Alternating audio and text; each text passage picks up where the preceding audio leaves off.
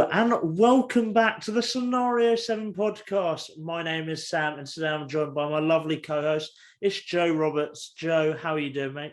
I'm doing good, thank you. Sorry that this podcast has been a bit delayed, but yeah, it's all good. No worries. Speak about it. Yeah, I mean, as you've mentioned there, this podcast has been delayed. It's coming out a lot later than usual. We've just had very manic weeks with work and uni work and all of that combined. But we're finally getting round to our Emilia Romagna Grand Prix review, which, as I said, was meant to come out a few days ago. But luckily, we have a 2 week, well, from the last race, we had a 2 week break. So it's not as bad that this is coming out as late. But yeah, let's get straight into the review because this weekend was a sprint weekend. So it's formatted differently. So we had qualifying on the Friday, sprint race on the Saturday, and then the race on the Sunday. Let's start off by looking at qualifying. What stood out to you from Friday's session? I think for me, it was just mayhem. I think the sprint race for me I wouldn't say around Imola because I think I'll probably get into that when we talk about the sprint and then the actual race. But yeah, I think qualifying, I think Friday was very good. It's I think it's a nice way of starting the weekend, and also as we could probably go on to the likes of Mercedes and maybe the Aston Martins, it doesn't give them, I wouldn't say not enough time, but it doesn't, what's the word? It gives them limited amount of time to make a perfect setup. So it's more like manic and quick. And obviously it's locked in qualifying. But yeah, qualifying was good, and the rain made it very, very spicy. I probably didn't answer your question, but no, that's fair enough. You're right. It was definitely a manic session. I mean, we had 5 red flags, which just shows how manic it was. Starting off with Albon, whose part of his car basically just exploded. Then we had Sainz going into a wall, Magnussen going into the gravel, keeping it out of the wall. Props to Magnussen, who did lose it, but then managed to keep his car going. And then we had Valtteri Bottas pulling over with a problem, and Lando Norris, who then caused a red flag. And the red flags had a massive impact on the session because we had Sainz's, meaning that the cars that didn't have time to put a lap in couldn't put a lap in because the weather started declining. There's a bit of wet weather, meaning that tyre choice was up for debate. So the Mercedes didn't even come out for Q2, which they scraped into, or Hamilton scraped into anyway. And then Q3, Norris's red flag meant that the session was over, so it stood. But yeah, it was a manic qualifying session, lots of red flags, all losing it at the same place pretty much, apart from, of course, the cars that had technical problems. But it was a fun qualifying session. But let's move on to the sprint race. And this was the first sprint race of the year.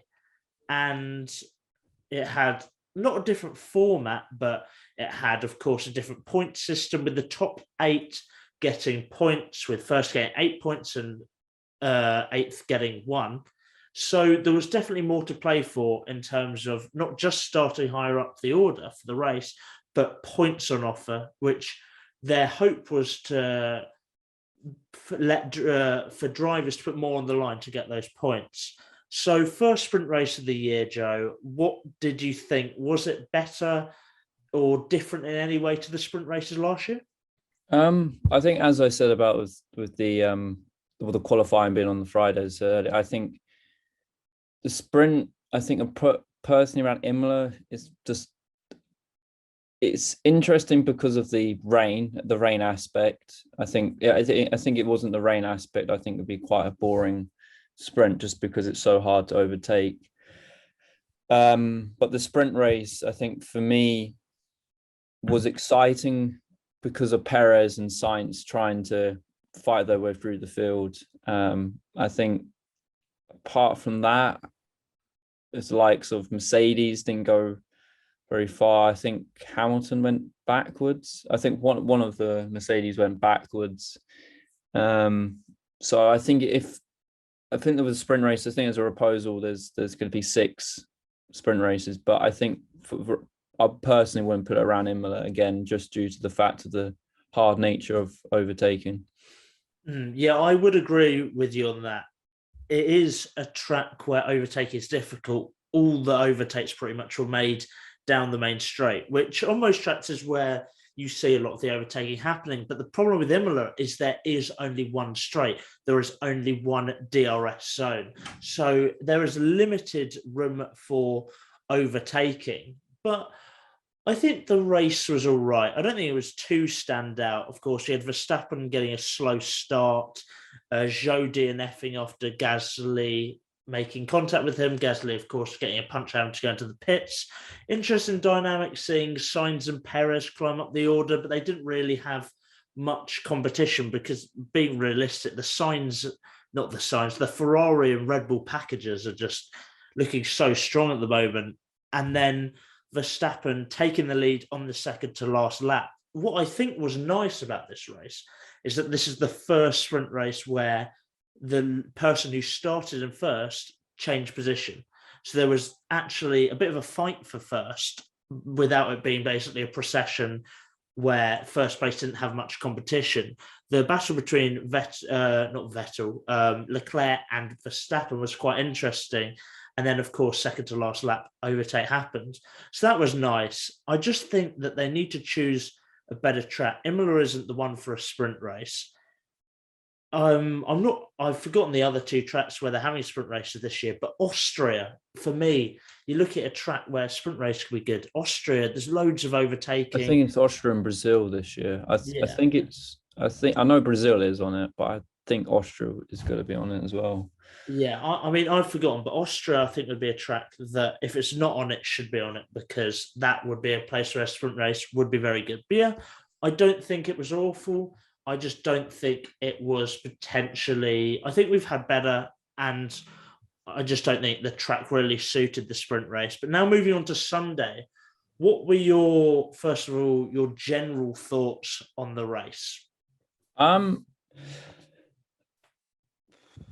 I don't know. It was interesting in terms of the fact that I think it was, I don't know, as in for me, the DRS should have been brought out earlier, as in I think that basically killed it.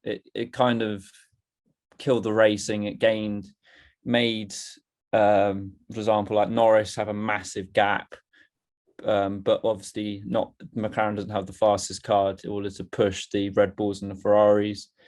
The likes of Hamilton couldn't overtake for I think it's 30 laps or something. And then Rosberg made a joke where it came onto the camera where it said, "Oh, Hamilton's been on this battle for tried to overtake Gasly for the 20th time." So I think in terms of the race, I think if it had the DRS sooner, I think 10 laps or 15 laps sooner, I think it would have made the racing more interesting, and maybe there'll be more battles and potentially more crashes or whatever, just more strategic. Because obviously then Leclerc at the end of the race pitted and tried to take that fastest lap and then ended up binning it. It could have been a scenario where Russell or maybe Bottas was a bit nearer if the DRS was put out sooner. So that's, for me, that's my only complaint about the race. But apart from that, the gaps made it just a bit of a boring race until the last, I think, 10 laps when Leclerc pitted. Yeah, it was not as good as last year's race at Imola. I think that's fair to say. The rain did add an interesting dynamic. So all of the cars starting on one tyre, and then you had throughout the race, well, pretty early on before all the cars pitted for soft and medium tires for. It was an interesting thing because they were coming on the radio saying that we're expecting. I mean, McLaren came on the radio and did this coded message about what rain they were expecting, and people tried to work out what it was. But then we didn't get any more rain after that. We had like a light sprinkle around a few of the corners, but we didn't have a very intense rain. So I think more if it had rained a bit more, it could have been a bit more interesting. But I still don't think it was too bad. I think the strategy was interesting from a few of the teams, but again, just not that many opportunities for overtaking. People got stuck in a train. Even when DRS came out, Hamilton and Gasly and Albon and all the people in that train still were struggling to get past. So it was all right. There were a few interesting things, but I don't think it was particularly stand out. It's not a race that we're going to look back at the end of the season and talk about it as one of the best races of the season. But it wasn't. It won't. I don't think it would be the worst either. But let's now move on to the incident report, and there isn't too much to look at. Lap 1, Ricciardo and Sainz is the main talking point, I guess. They made contact at turn 2, causing a safety car and Sainz to DNF. They deemed it a racing incident. Joe, do you agree with that decision? Yes, I think if it's in the dry, I would say it's Ricciardo's fault, but just because the curbs were very slippery, just got a bit of had to wrestle the car back so you can go, not just spin. I think if you gave that as a penalty, you're basically saying make them spin and take more cars out. So I think it was the correct decision on a racing incident. But it was nice for, I think, at the end of the race, Ricciardo apologising to Sainz. So yeah, I think the FIA got it correct today. Yeah, no, I would agree with you on that decision. It was pretty clear coming into turn 2 that after coming into turn 1, Ricciardo did try and give Sainz space, but then hit the curb and just lost a bit of control of the car. And as you said, tried to wrestle it back, but then just made contact. The curb basically just bounced him off into the center of the track. It was, first of all, the FIA look at lap 1 incidents leniently anyway. But the fact that it was in the wet as well, I think a racing incident was fair enough. It was no one's fault. It was just an unlucky incident. Now moving on to lap 7, we had Alonso DNFing after contact from a spinning Schumacher, which basically left a hole in his side pods, which was quite an interesting thing to see driving around the track, just this Alpine with this massive hole in the side. But of course, Schumacher spinning, I mean, it's not exactly too much of a incident where the FIA are going to get involved. But yeah, it did cause Alonso to DNF. And then on lap 20 was the other time that the stewards got involved, and that was Ocon getting a 5-second penalty for an unsafe release after contact with Hamilton. Do you agree with this decision, Joe? I don't think there's too much. I mean, it was a pretty obvious decision. I think it's a slam dunk. I think the only way they can kind of avoid these, I think, unsafe releases, maybe making the pit a bit wider so then two can go abreast, like NASCAR and IndyCar do. But yeah, it's the Imola pit lane, and that which is also very narrow. So yeah, it's a slam dunk penalty, and it's very, very lucky it didn't cause a crash, as I remember, I think Ted Kravitz saying on the radio. Yeah, no, Ted Kravitz was very funny because he started screaming there's been a crash, and then he was like, wait, no, there hasn't been a crash. And then, I love Ted, but I agree with you, 5-second penalty, easy penalty, felt bad for Ocon, because in that point of view, he can't really do anything. He is relying on his pit crew to get him back in there safely. And it did end up having a detrimental effect on Hamilton's race, which was unfortunate for him. But yeah, 5-second penalty, fair enough, definite unsafe release. And yeah, I mean, Ocon wasn't going to get points anyway. but did drop him down the order with that 5-second penalty. And that is all of the incidents to really talk about from Imola. Not many to talk about, but let's now look at team by team, starting with the team that is still top of the constructors, that being Ferrari. They got a combined 20 points this weekend, of course, having 2 points opportunities in the sprint and the main race. So we had Charles Leclerc and Carlos Sainz, both disappointing, I would argue, in the race. Leclerc putting his car in second place in qualifying, then coming second in the sprint race, but then finishing sixth in the actual race. Then Sainz 10th in qualifying after a crash, fourth in the sprint race, climbing his way back up, but then DNFing on the second corner after contact with Ricciardo, as we mentioned. Joe, how would you summarize Ferrari's weekends? I would say, because for me they got the fastest car, I would say it's pretty shambolic. I think you have to be kind of ruthless, because I think if it was last year, for example, Mercedes had this weekend, which they did some points, it was disappointing. So for me, I think Ferrari kind of missed an opportunity of just consolidating their lead. I think Sainz had the pace over Perez for me, and could have brought him into the picture to maybe team up on Max Verstappen, who just run away with this weekend, which we'll go on to talk about. But yeah, for me, Ferrari, it's getting to a point. I'm not saying it's getting to a point, but it's the stage of the season where you kind of define if you're champions in the waiting, like Mercedes were, I think 2014, where they had the fastest car and took it by the scruff of the neck and just ran away with it. I think Ferrari could easily do that, but is it for them getting a bit too complacent with how fast their car is? And it's bringing Red Bull back into the picture in terms of the constructors and the drivers as well. Yeah, I think that I agree with you. Ferrari's home race, they should be doing better, especially with how well their car has been forming this year. Sainz, to be fair, unlucky in the race. And in the sprint, he did the best he could to give him an opportunity in the race, which was then taken away from him.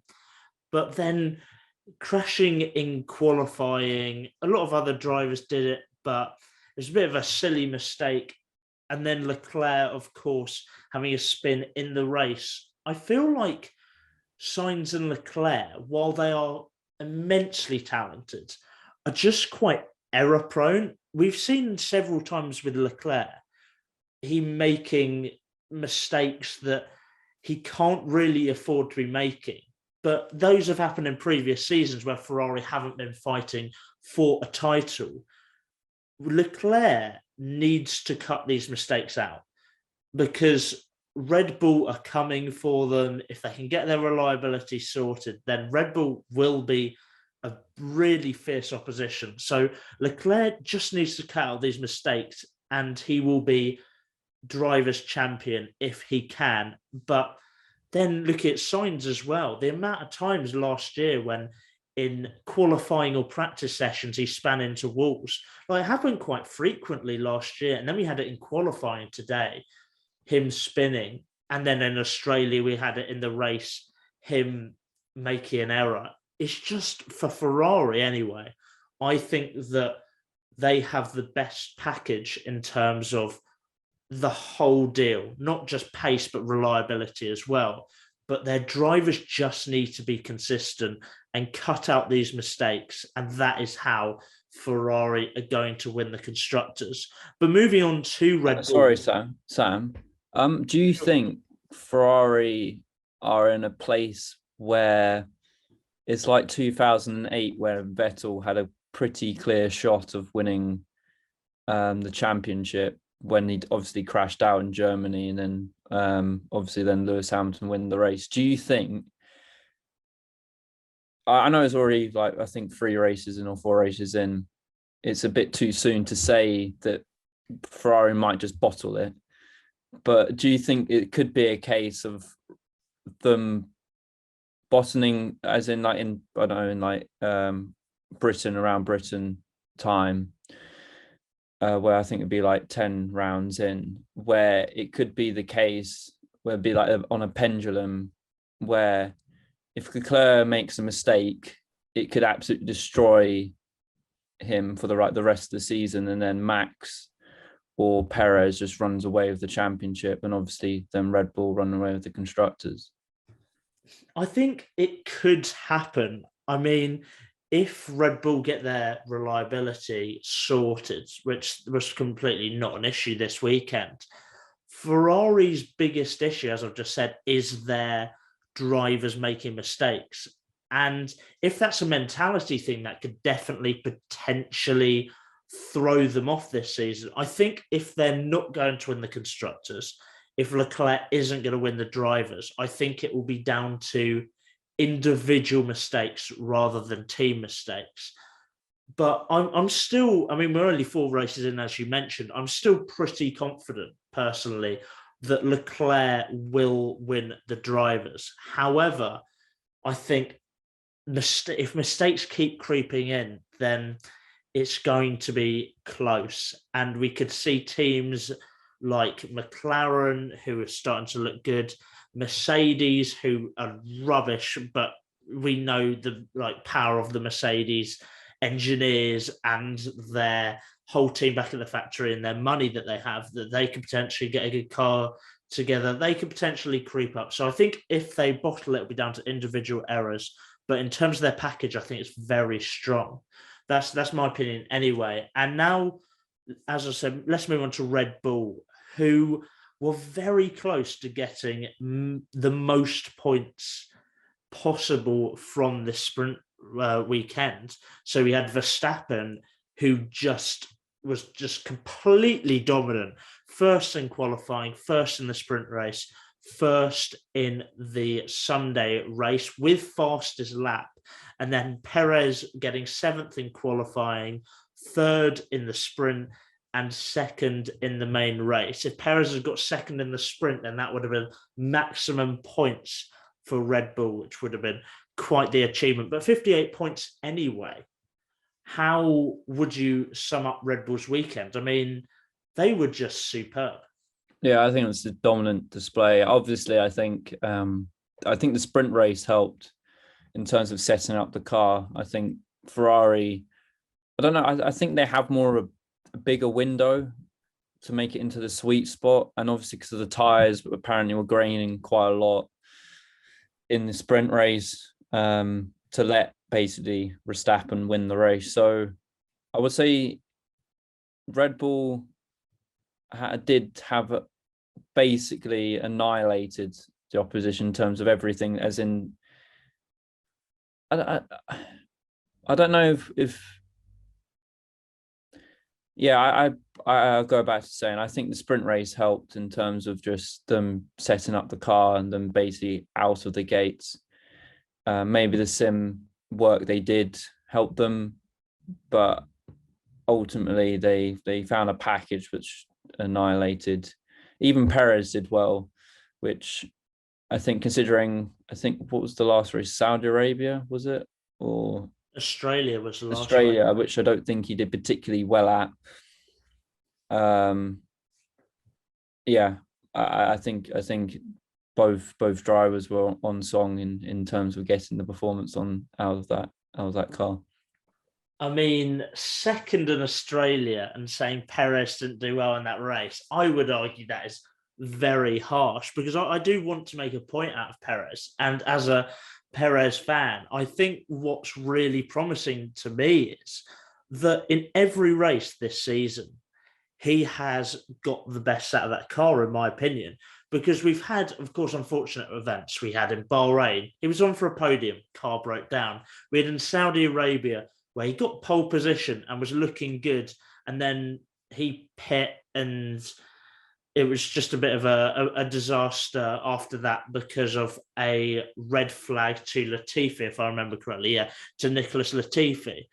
but he was looking really strong in that race. And then Australia, second place, and then second place in Imola as well. I just think that from not just from a personal standpoint from liking Perez, but from a Red Bull standpoint, they will be so happy that they have someone who is going to not necessarily compete with Max, but get points. Do the Bottas role at Mercedes, where he'll just consistently get podiums, he'll get a few wins. And Perez last season, while I think he had a good first year in a Red Bull in a second Red Bull seat, which has thrown up a lot of surprises with the driver lineup, I think that this year he's finally kicking on. And 4 races in, he is the one that could really help Red Bull in their fight with Ferrari, because there's no doubting Verstappen's talent and no doubting that Verstappen's going to push Ferrari all the way. But I think from their point of view, it's really good that Perez is finally picking up the points to bring the fight to Ferrari. And yeah, that's a massive positive for the team, and it's great to see for me. Now let's look at Mercedes, who are still somehow third in the constructors, which is down to one man, let's be honest, and that man is George Russell. He had a weekend where in qualifying he came 11th, sprint he came 11th, and then finished 4th in the race. Meanwhile, Lewis Hamilton, 13th in qualifying, 14th in the sprint, and 13th in the main race. And the only place he gained in the main race was because of Ocon's 5-second penalty. So it is, I mean, how do you look at Mercedes at the moment? Because as much as Russell has put in a really positive result, in general, that car is still looking very poor. Yeah, I'm just sorry. I was getting up the constructor, or not the constructors and drivers championship, and it is, as in, I think with Mercedes, for me, I think they're obviously at risk if the results and the points of the car doesn't continue, that McLaren could overtake them and then end up being the 4th best team, which I think would be a very disappointing year for Mercedes, and it would put into question, for me, the management of last year in terms of setting themselves up for obviously this year, the new cars. I think obviously if you look at, for example, Lewis Hamilton's point of view, it was disappointing. It was dreadful. I don't think it helped again with having the sprint race weekend, because obviously they need to work out what's the issue is, because obviously their sweet spot is absolutely massive because of the porpoising issues and just probably generally car problems. So I don't think, and then going on to Russell, I think I've got a feeling the driving style, the driving in terms of, the driving style of the cars this year suits him, because it's smooth. It's more like controlled rather than front end, like Max and Lewis likes it. That's why I think Perez is doing very, very well this year, as the cars are more suiting him. So I think if you're looking at that standpoint, evaluating Mercedes as a whole for this season, at the moment, I think is at a point where the next 2 races are important, whether they continue on this season in terms of the car, or looking at next year's development and developing the package and maybe go a different direction. In terms of the race, I think it was a very disappointing race for Lewis. Qualifying was utterly dreadful.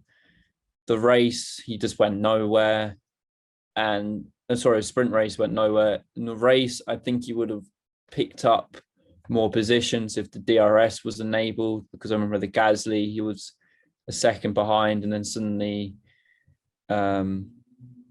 he could have got Gasly and then maybe picked up more positions. But yeah, as you said, George Russell, I think, had a splendid weekend in terms of, because of the car, could have got overtaken by Bottas at the end, but hold his nerves and and ultimately the Alfa Romeo is a faster car than the Mercedes at the moment. So he did very well defending over Bottas, and obviously the memories of last year probably crept into both of their minds. So yeah, evaluating Mercedes at the moment for this weekend, I think it was, I think, bittersweet. I think I would say it like that. Yeah, I think that's a fair evaluation. I mean, when you have Toto Wolff coming onto the team radio after the race and speed to Hamilton and apologising for the car, that's when you know that they're in a really difficult situation. I mean, Russell coming fourth, of course, is a fantastic result. He did really well. And I think that him coming from a Williams last year that struggled in a few areas and getting used to a car that's not the fastest car and has problems that Russell is that's maybe helped him with the Mercedes this year because he's used to it with Williams. And then towards the end of his stint at Williams, he was really extracting a lot out of that car. And maybe he's coming to this Mercedes seat and he's extracting the most out of this Mercedes. But it's heavily rumoured and from quite good sources that Mercedes are going to bring upgrades to Miami and then are going to bring upgrades to the sixth race, which I think is Spain. Spain. Yeah, is Spain. And if they don't see any improvement, then they're going to concentrate on next season. That is what I've heard from quite good sources. What do you make of that? So Miami and Spain, they're going to bring big upgrades, and if they don't work, concentrating on next season. I think that for me, they have to, as in, it's in terms of the engine, I think it might be slightly down on power compared to the other engines, I think. But as McLaren shown, they can get up to being the third best team, or maybe slightly pushing Ferrari at some points, or Red Bull. In terms of the upgrades, I think they have to be drastic. I think they have to improve it enough for them for Mercedes to say, okay, we've got a shot at the title and getting back the constructors for the season. But I don't know. As I'm looking at the standings at the moment, if you're looking at the Mercedes, Russell's in fourth with 49. Then Lewis Hamilton is with 28. So they still got, I think, time. But I think, yeah, as you said, Miami, I think they have to see it show significant improvement, beat McLaren comfortably this time, being the third best team. And then Spain, I think it's trying to challenge the Red Bulls and the Ferraris, because the points difference could be 80 points. And even with like 19 races left or 18 races left, it's a tall order to overtake for Ferrari and Red Bull, because the point difference would be too much, and obviously you'd be losing points, gaining points at different points of the season. But it's evaluating Mercedes. It's a tall order to overtake. Take those Red Bulls and Ferraris at the moment, unless drastic improvements. Yeah, no, I agree. It'll be interesting to see if these rumours are 100% true, what improvements they made, because I remember looking at Spain testing, and they had a car which was very quick. It topped the timing sheets on a few occasions, and then they rocked up to Bahrain testing with this no side pod car that they have now, and it just seemed to be slower. I'm wondering if they potentially go back to the setup, the car they had in Spain, and see if that works. It'll be interesting to see what they do. But let's move on to McLaren now.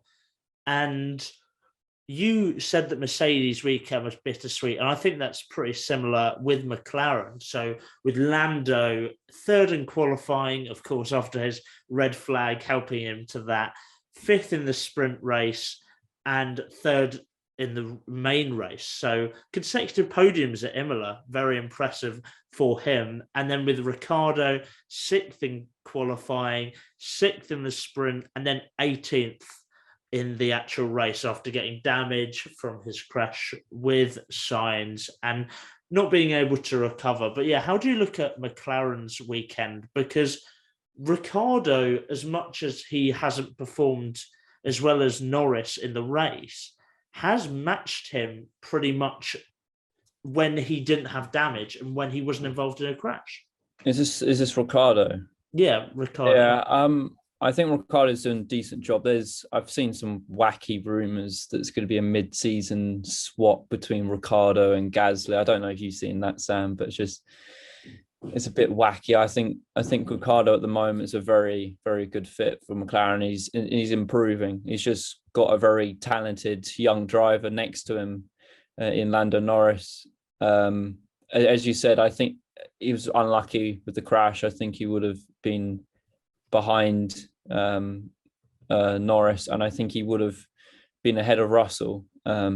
So yeah, I think he's just having very bad luck at the moment, and it is again it's Norris who just at the moment is taking his opportunities and being consistent. And I don't know, there's something about this McLaren that I think Ricciardo's not extracting. Maybe it's braking. I think it's maybe a different braking system to it was at Renault.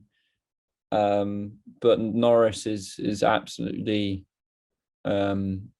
extracting the max. Maybe it's a similar scenario at Mercedes where Norris extracting everything, like Russell and Hamilton is struggling the same as Ricciardo.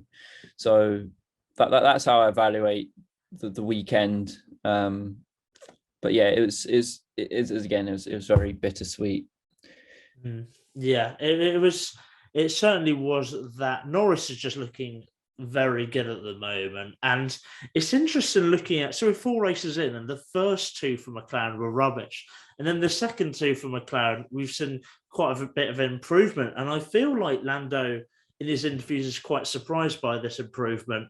So it'll be interesting to see if it carries on or whether these 2 races have been flukes. So 22 points for McLaren. If you'd have told them they'd have got 22 points in Imola when looking in Saudi Arabia or Bahrain, they'd have taken that 100%. So solid points from McLaren. And then Ricciardo, I think, is getting closer, just unfortunate in the race. Now on to Alfa Romeo, the team that you said is faster than Mercedes in terms of their speed. They had Valtteri Bottas, of course, 8th in qualifying, 7th in the sprint, and then 5th in the actual race with gradual improvement there. And then Zhou Guanyu, 14th in qualifying, 20th in the sprint after a spin, after an altercation with Gasly, and then 15th in the actual race. How would you sum up Alfa Romeo's weekend? I think it's like 2 halves. I think at the moment at the moment it's just 2 halves, and Bottas is taking the shackles off Mercedes and absolutely driving this Alfa Romeo so well. And it proves my point that I said last year, that this Hamilton's was just extraordinarily quick in that Mercedes and that like era of Mercedes dominance, and Bottas was just quick but just didn't have any confidence. And he's getting the maximum out of this car, and he's looking quick. He's looking like potentially, if when Hamilton does retire, that he can just go back into that Mercedes, and basically showing to Mercedes it was a mistake of letting me go. You should have taken me rather than Russell. But I think he's just probably very happy at the moment. He's not in that struggling Mercedes. So I think Bottas would be very happy. Guan Yu Zhou, I think, is his rookie year. It might be being a bit too harsh, but it's not it's very hard to judge if it's the car or is it him, because obviously Bottas is getting the maximum out of that car and is putting it P5, could have even been P3. So it's quite hard to evaluate a Guan Yu Zhou, but we'll have to wait and see if development continues of him struggling or him suddenly finding his feet and matching his teammate. Yeah, I agree with Bottas. He has just been superb this year in the Alfa Romeo, and it's great to see him. He just has a smile on his face. He seems a lot happy around the paddock. He has a laugh with Hamilton now. There's been loads of images, and it seems like their friendship is really solid and quite underrated. But yeah, he just seems so much happier in this team where he's seen as the top driver. And then with Zhou, with 4 races into his rookie season, I just don't think you can judge him yet. I think you need to give him time. For me, he wasn't. I mean, he came third in the F2 last year, so he was statistically the third best driver. I think it was second. No, he came third. He finished third. He got pipped towards the end by, I want to say, Robert Schwartzman, but I might be wrong. But yeah, he finished third last year in F2. So you need to give him time. He's going to take a while to adjust. But on the whole, 12 points for Alfa Romeo, very solid. The same can't be said for Alpine, who had a bit of a nightmare this weekend with reliability. First of all, Ocon 19th in qualifying after having a technical issue, meaning that he couldn't come out and set another lap. 16th in the sprint, so going up the order, and then he would have gone up the order even further if he didn't get a 5-second penalty, which wasn't his fault. So ended up finishing 14th. And then with Alonso, 5th in qualifying, very good. 9th in the sprint, still solid, and then DNFing after contact, which wasn't his fault. So how would you summarize Alpine? Just an unlucky weekend from them, I guess. Yeah, I think it was quite I wouldn't say shambolic, because I think Alonso could have done very well in the race because he's very good in the wet if he didn't have that contact with Schumacher. But yeah, on the Ocon thing, it just came down. I think they would have got a point. I can't remember if they wasn't for the 5-second mistake. So yeah, it's just a very unlucky performance from Alpine. Yeah, I would agree. Unlucky is the way to summarize it. Now on to Alpha Tauri, who got some points this weekend after a very poor qualifying, but it wasn't the driver most would expect. So first of all, Pierre Gasly finished 17th in qualifying, 17th in the sprint, and then 12th in the race on Sunday. But then Yuki Tsunoda finished 16th in qualifying, so beating Gasly there. Finished 12th in the sprint, again beating Gasly, but Gasly did have a puncture after contact with Zhou. And then finished 7th on Sunday, which is a very good result. Is this the start of Tsunoda, his amazing F1 career? Is this the start? Is this where he's going to start matching Gasly, or is it a one-off? How do you look at the Alpha Tauri team at their home race in Imola? I think Tsunoda is shown. I think at the beginning of the season, I think I said it's either break or bust. I think for him, and I think he's starting to show maturity. I think he's starting to actually put performances together, and I think I think he's going to start matching Gasly and showing why he should be in that Alpha Tauri car rather than some, I don't know, like guy like Alex Albon, for example.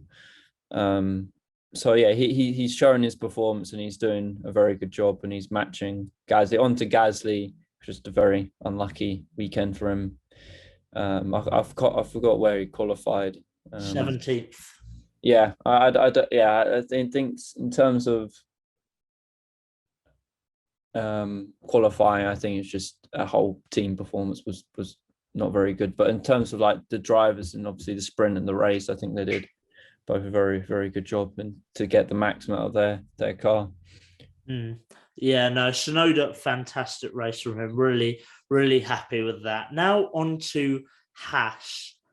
And this season has been, we've talked about how it's been a bit hot and cold in a few of the garages this weekend, but it has especially been hot and cold in the Haas garage for the whole season so far. So you have Kevin Magnussen, of course, coming back into Haas, coming fourth in qualifying, a fantastic result.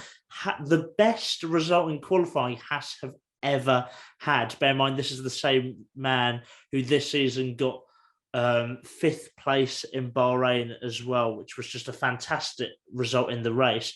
Then eighth in the sprint, holding on to the last points position in that, and then ninth in the race, getting more points. And then you have Schumacher on the other side of the garage, 12th in qualifying, 10th in the sprint, which was actually a very solid result. And it was unlucky because if he would have been 10th in the race, then he'd have got a point. But of course, only points down to 8th in the sprint. But then in the race, he just was all over the place, had so many moments, including on lap 1, and finished 17th. I saw a TikTok of a guy who does this thing called Fraud Watch and with F1 drivers. And he was saying I think it was after Australia or maybe Saudi Arabia, that Schumacher is on Fraud Watch. And after watching Imola, he said that Schumacher was Fraud Watch. How would you look at Haas this weekend? And are these performances from Schumacher quite worrying? I think it's quite worrying. I think the only thing is quite worrying in the sense that he's not getting any points. I think that's the only, but that was the only thing you'd be worried about. And I wouldn't say he's a fraud. I think if you put Mazepin next to him, like so, Kevin Magnussen wasn't there, I think it would have. He has to be on 0 points. I think it's just the fact is Kevin Magnussen knows how to drive very fast. He's got the experience, and he's got just the maximum and been in the right place at the right time. Because I think if Mick Schumacher wasn't in the midfield, as in like 13th to 5th or 16th, I think not in the incident zone, I would say he could have got some points by now. But maybe just needs to prove on his qualifying in order to get up the order. I think he qualified 11th, 12th. So yeah, he could have.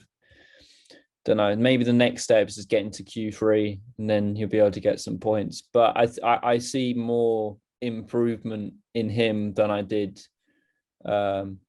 last season. So it's again. I think it's again, as you said about Guan Yu Zhou, I think it's just waiting.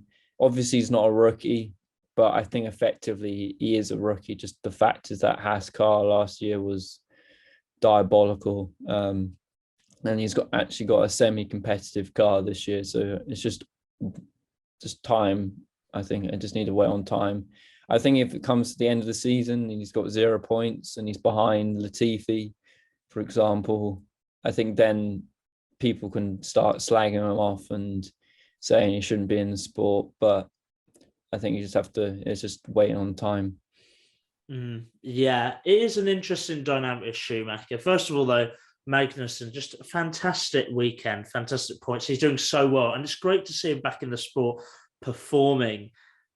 But with Schumacher, the dynamic is that he was much better than Mazepin last year. That's definitely fair to say. But it's hard to judge him as a driver because you're now looking at it and thinking, was Schumacher finishing higher than Mazepin because Mazepin was bad? Or was he finishing because he was a lot better? Because you now have Magnussen who's come back into the car and Magnussen is head and shoulders above Schumacher. But I do agree with you that we do need to give him time. Only 4 races into the season. It takes some drivers a while to get going. But he's certainly one that people need to keep an eye on in terms of his performances, because he does need to start improving if this Haas car is going to compete in the midfield. Now moving on to a team that were absolutely rubbish up to Imola and now aren't on the bottom of the table, and that being Aston Martin. First of all, Sebastian Vettel, 9th in qualifying, a very good result, 13th in the sprint, and then 8th in the race on Sunday. Again, a very solid result. And then Lance Stroll, 15th in qualifying, 15th in the sprint, and then getting 10th in the race. So getting the last points position. So double points at Aston Martin, who we have slagged off quite significantly up to this race. But how would you look at Aston Martin's weekend? Is this a sign of things to come? Are they now going to start competing for points more regularly? I think Aston Martin will still struggle. For me, I don't think they were just lucky in terms of that you couldn't overtake. The fact is that the DRS wasn't enabled quick enough. I think at the time, who was behind Vettel at the time? I can't remember. Who was 9th? I don't remember. As I was just saying this, and just effectively, there's cars behind that could have got past them if DRS was enabled. And the fact is that I think the Williams kind of put a block to like the Mercedes or the AlphaTauris attacking the Aston Martins. So effectively, I think it was a very good weekend, but I think got helped from teams like Williams basically being slower and putting a block, creating a DRS train. But it's the only improvement I would say is that it looks like Vettel was getting back into the groove and Stroll's got some slightly more improvement, not a bit less hot-headed. So in that sense, I wouldn't say an improvement, but I think we would have to give Miami and Spain before saying that Aston Martin are on their up, because, for example, last week, for example, Williams, Albon getting a point. You could say Williams are on the up, but at the moment they're just struggling to get some points. So this weekend, so it's evaluating their Aston Martin's performance race by race before judging them. But yeah, well, you mentioned the Williams there, and we're going to come on to them now. First of all, deploying some very interesting tactics, shedding paint. So they rocked this blue and black look where they didn't have as much paint on the car in an attempt to lose weight and be faster, which I thought was quite interesting, quite annoying, because I'm pretty sure I voted them as my favourite livery, and now they've ruined it on race 4, which is not well, I'm not very happy about it anyway. But looking at the driver's performance, first of all, Albon, who, despite not getting points, actually had a very good race. Finishing qualifying 20th after his car basically exploding, then 18th in the sprint, climbing slightly, and then 11th in the race, holding up, as you said, basically both of them Mercedes. He held up Gasly, he held up so many cars, so had a very solid race to finish 11th. And then with Latifi, 18th in qualifying, 19th in the sprint, 16th in the main race, just had a real Latifi race. Nothing really happened from his point of view. But yeah, how do you look at the Williams' performance this weekend? Because as much as they didn't get points, Albon in P11 again putting in a very good performance. I think for me it's quite hard to judge Williams' performance how far off the midfield, because effectively they got 1 point but I think they could easily have more. But yeah, so it's quite hard to judge the pace of that Williams, just because Albon is 11th and then Latifi is like 16th and Miles 16th. So I don't know. It's either Albon is getting the maximum out of the car and is just doing a Russell, which I personally don't think. I think the Williams are at that point where they're breaking into getting regular points for one car. So that means Latifi is just miles off the pace, and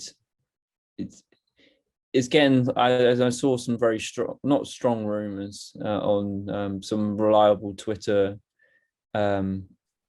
channels that Latifi might for next season might get replaced by Oscar Piastri. I think Williams are looking at him. So Latifi does need to pick up his pace. I also don't know how he's struggling in terms of the car where he's struggling in the team where he's been in the team for I think like 3 years. So it's for me, as I said, it's hard to judge Williams just because of the comparison between the two drivers. It's quite big. Yeah, well, I think it was Ted Kravitz that sparked those rumors, because Ted Kravitz, in his notebook after the race on Sunday, was saying that Piastri is being looked at for a Williams seat, but I've also seen that Nick de Vries is the other option that they're considering. So if Williams are going to drop a driver next year, it's between de Vries and Piastri. So it'll be interesting to see what happens there. Of course, de Vries being a Mercedes driver, Williams Mercedes powered. But then this year they went for Albon over de Vries because they decided to make the choice over who would be the better driver, not just happily letting Williams basically be a Mercedes feeder team. So it'll be interesting from that point of view. And there's also an interesting dynamic, which is similar to Haas. Is Albon just been really good this season, or is Latifi making him look good? Yeah. Like you have that dynamic. The same with Schumacher last year. Has Schumacher been doing really well, or has Mazepin just been really bad? So you have this dynamic with a few teams. It'll be interesting to see what happens with Williams. But Sam, go for it. Do you think, as in, I don't know if Williams would be this ruthless, drop Latifi midway through the season? I rip up the contract and say you're too slow, let's get Piastri in, because Piastri is a reserve driver for McLaren and I think also Aston Martin and maybe Williams as well. I can't remember. I know it might be that may be Nick de Vries. So do you think there may be a scenario where they sack off Nicholas Latifi, and gets either Nick de Vries or Piastri in for the rest of the season? I don't think it will come to that. I think if they do make a driver change, it would be at the end of the season, because at the end of the day, as much as F1 shouldn't be done on this, the amount of Latifi is bringing into Williams, I don't think they can drop that midway through the season. I don't think they can afford to. So if they do make a change, I think it would be at the end of the season. I've also seen a few people saying that, yes, Piastri is being linked, yes, de Vries is being linked, but their thinking is that if they're going to get a seat, it would actually be Albon that leaves it, because Williams are so dependent on the money that Latifi brings in. So it's an interesting dynamic. I've used that phrase quite a bit, but de Vries and Piastri both are two drivers that I've spoken in the past that deserve an F1 seat. But if it happens, I think Piastri will definitely get one. I think, though, that de Vries, I think his one opportunity was last year and they gave it to Albon. I think that Piastri will get a seat, but I think that de Vries will unfortunately not. But yeah, I don't think they'd replace Latifi mid-season, in my opinion, anyway. Moving on to driver of the weekend, because of course we had the sprint race this weekend, so we can talk about the driver that has performed over Saturday and Sunday. So I'm going to go first with this, because I'm going to give it to George Russell, because I mean, he's more of a candidate for driver of the day, to be honest, because he didn't have a very impressive sprint race. But I think if you're considering the drawbacks to the Mercedes, they're in a struggling car. They don't have the pace to match. They have terrible porpoising issues. And that they've got a great driver lineup. So Russell coming 11th in the sprint, but then finishing 4th in the race. And I think what emphasizes how good a result this was is the fact that he finished 9 places above his teammate. And it's not like Albon finishing 9 places above Latifi. This is Russell finishing 9 places above, in my opinion, the greatest F1 driver of all time. So this result cannot be overlooked. 4th place is very good. And considering, again, how much the car struggled this year, it's crazy, the statistic that Russell is the only driver on the grid to finish in the top 5 in every race. I know we're only 4 races in, but that's super impressive. He has been very consistent, and he is my driver of the weekend just because he has extracted every last bit out of that car. But Joe, who are you going for driver of the weekend? I think driver of the week. I think for me, I think it's another Brit.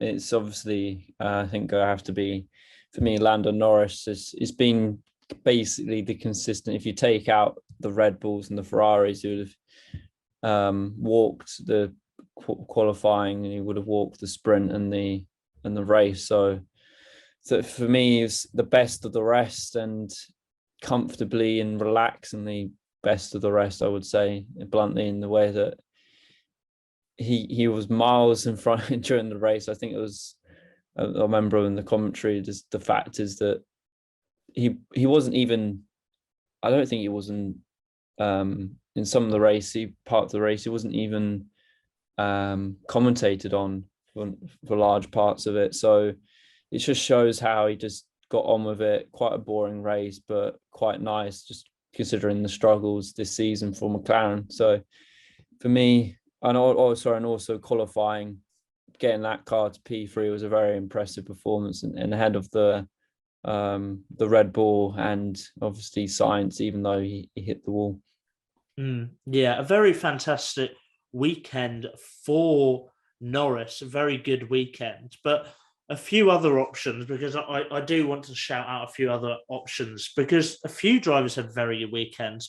Yuki Tsunoda, as I mentioned earlier, I really like Yuki, and he was close to being my driver of the weekend, just from the fact that 16th to 12th and then 12th to 7th, just making his way up the grid. And we know from Hamilton's struggles, from Gasly's struggles, how hard it's been to make their way up the grid, because there was a Williams lorry taking up half the track for the majority of the race, meaning it was hard to overtake. So I think Tsunoda, fantastic race. And Vettel, 8th place in an Aston Martin that we have slated a lot this year for being very poor. So a fantastic race for Vettel as well. And then, of course, Bottas, very solid weekend, 8th to 7th to 5th. Very good as well. So I did want to point those out. And that wraps up our podcast looking at the Emilia Romagna Grand Prix. We are sorry that it's coming out quite a few days after the race, but we hope you enjoyed. Remember to like and subscribe. We will be back for a preview and all the things that come with that in 1 week's time, or less than a week's time, as we have the Miami Grand Prix next weekend. We hope you can join us for our reviews and previews for that. But yeah, as I said, thank you for listening. Remember to follow us on social. The links are down below to stay up to date with all we have going on, and we'll see you in the next one. Cheers.